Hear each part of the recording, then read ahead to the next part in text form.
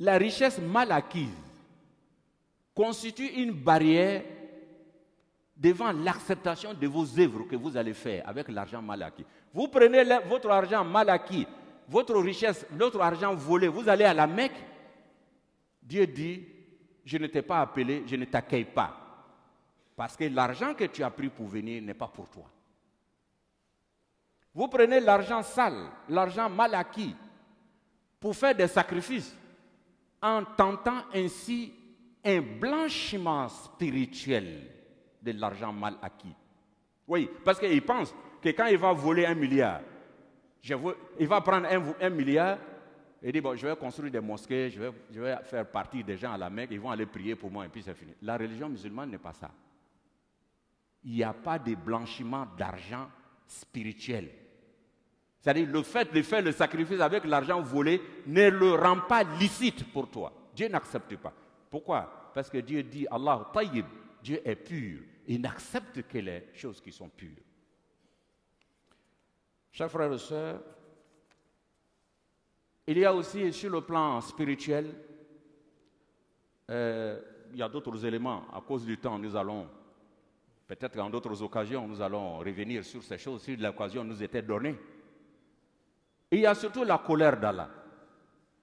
Dieu dit, فَإِن لَمْ تَفْعَلُوا فَأَذَنُوا بِحَرْبٍ مِّنَ اللَّهِ وَرَسُولِهِ. Il dit, si vous n'arrêtez pas la course à l'enrichissement illicite sous toutes ses formes, il dit alors recevez une déclaration de guerre de la part d'Allah et de son messager, sallallahu alayhi wa sallam.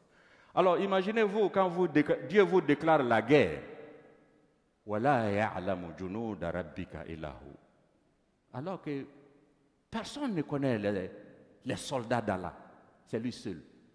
Ça peut être une maladie, ça peut être des inondations, ça peut être des incendies, ça peut être le fait même que les cœurs de vos citoyens ne sont plus ensemble. Donc c'est une menace grave qui est adressée aux hommes individuellement et collectivement. Nous ne pouvons pas supporter de faire la guerre avec Allah subhanahu wa ta'ala. Mais une des causes, c'est l'enrichissement illicite. Alors, on me fait signe. Les conséquences, toujours, sur le plan social, c'est que quand vous avez l'argent illicite, Dieu enlève la baraka. Il est souvent extraordinaire qu'on arrive au cours des voyages, on vous dit, ici c'est la cour d'un tel qui était dans la ville ici, qui était craint, respecté, riche. Mais vous entrez dans leur cour. Tout ce que vous pourrez dire, c'est Allahu Akbar. Parce qu'ayant acquis la richesse mal acquise, sa famille derrière lui a été complètement disloquée, détruite. Les ulémas nous disent que l'argent illicite ne dure pas. Quand il dure, il détruit tout ce qui est et tout ce qui en bénéficie. Al-mal ou az-zulm la yadoum wa iza dama dammar. Il ne dure pas dans le temps, mais s'il dure, c'est qu'il est en train de détruire. Qu'Allah nous en préserve, Inch'Allah. Vu ces tableaux peu reluisants, ces causes et ces conséquences graves, quelles sont les solutions? Nous avons une situation non désirée. L'islam nous donne une clé.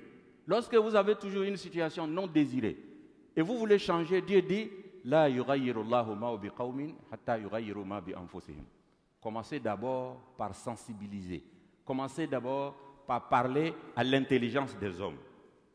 Chers frères et sœurs, je termine par dire que le croyant musulman, le croyant tout court, quelles que soient les difficultés auxquelles il fait face, ne doit jamais désespérer du soutien d'Allah.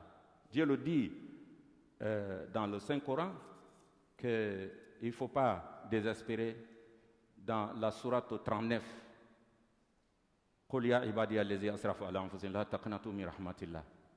Quelles que soient les difficultés, ne désespérez pas. Utilisez les règles que Dieu nous a données, il a mis à notre disposition pour le changement social, pour le changement des situations non désirées. Utilisez ces moyens et confiez-vous à Allah subhanahu wa ta'ala. C'est sur ce mot d'espoir et compte tenu du temps